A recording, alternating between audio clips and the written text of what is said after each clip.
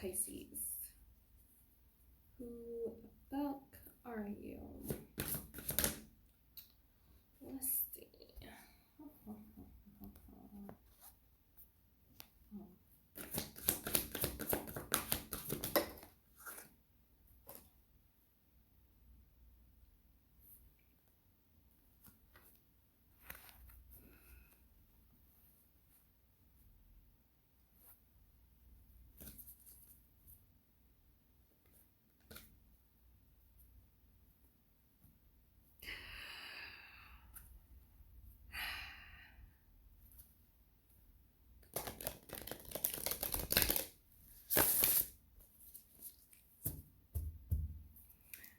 This energy is cracking me up.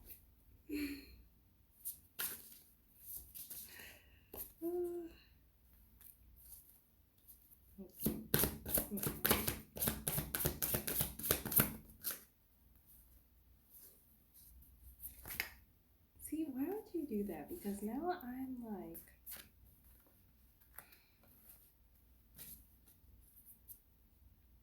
because how am I supposed to explain that without getting out of hand?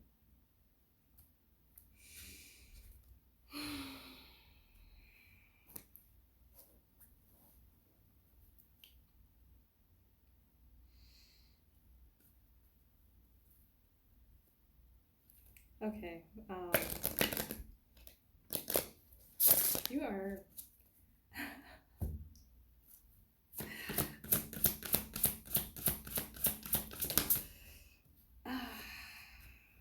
okay.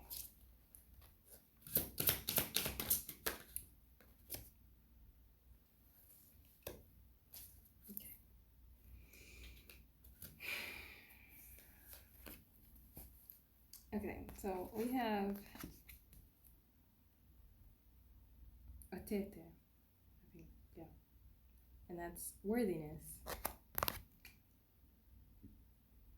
Freaking Nagame, which has come out every single time. I shuffled the deck 6 times before I even started this shit, and she came right back out. Desire. And what I'm getting from those two is like, you're a person worthy of being desired. And then you have Tenet, which is pleasure. And I have to cover this one up. You have Katesh, which is sacred lust. So, what I'm getting just from those cards alone is that you are a person worthy of being desired, and you have a very alluring energy.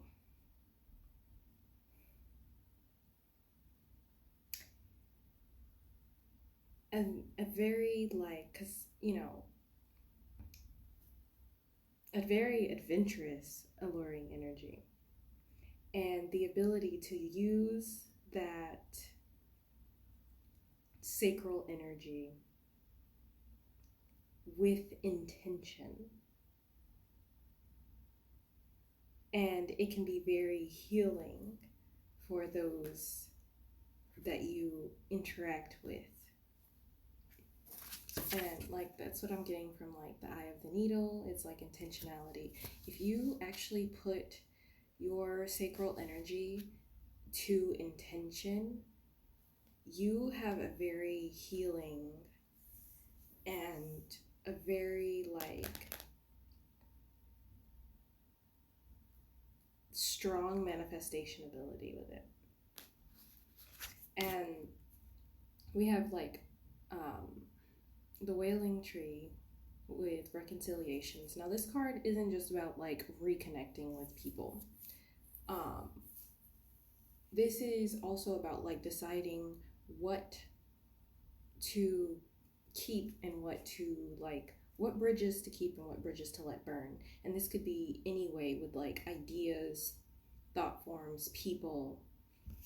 And what I'm getting from this card is like reconciling your I hate using the word, but belief systems is what I'm getting. Because like with the sacral energy and the sacred lust, like Katesh has 2 lovers. So like what is conventional versus what isn't? And like stepping outside of that norm, because you may be someone who is a very sacral centered person, and there's nothing wrong with that. And you're like, I'm getting from like the stranger, you're very like mysterious too, like to people, even if like inside you feel like a goofy person, like to other people you are a mystery, a stranger, and people are like very curious about you. And it's important that you use your discernment, because like not every culture or people are like set on like the freedom that people have with their bodies. And I'm getting like, I have 888 here. So we have 8 with Nagame, and 17, which turns to 8 on the intentionality, and then 8 with the stranger. So be intentional with your desires, and you can manifest with that sacral energy.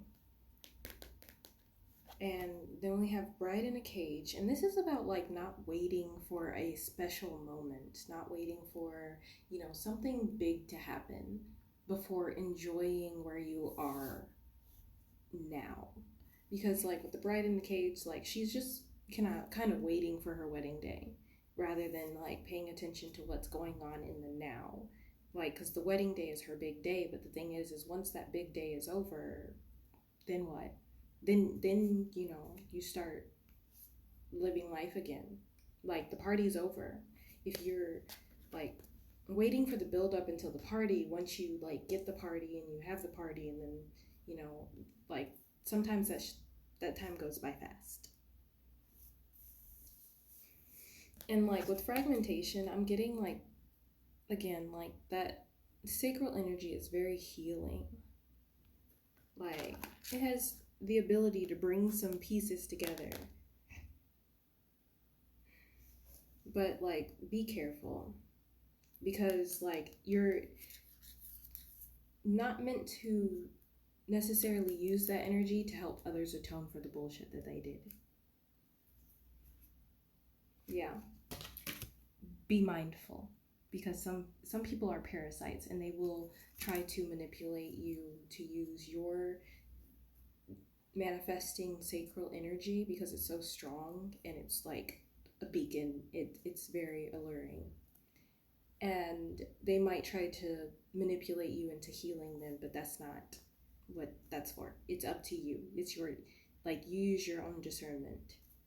And we have like Feast of Plenty, choices and consequences. So be mindful of the feast that you partake in, because you're an extremely abundant person in the realm of that sacral energy.